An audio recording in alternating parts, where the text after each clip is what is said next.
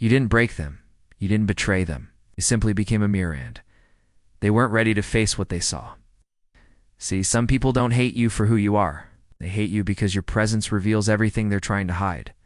Your honesty exposes their lies. Your strength highlights their weaknesses. Your light makes their shadows impossible to ignore. They came close to you, drawn by what they thought they could control.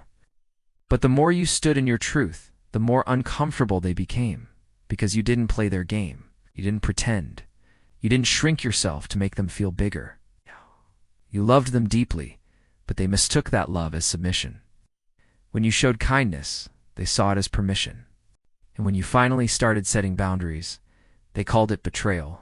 But it wasn't betrayal. It was you refusing to play small for someone else's comfort. You reflected back the parts of themselves they've buried, the insecurity, the fear, the manipulation, and instead of healing, they chose blame.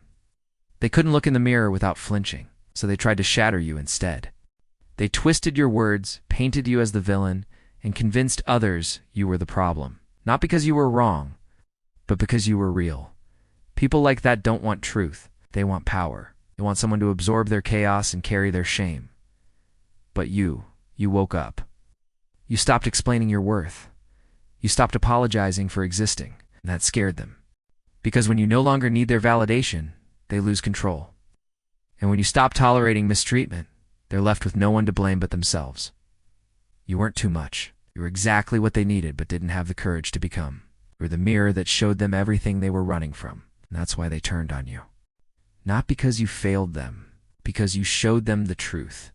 The truth demanded change they weren't willing to make.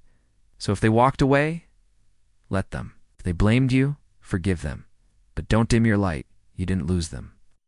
They lost the one person who held up the mirror and said, "Here's who you really are. Now what are you going to do about it?"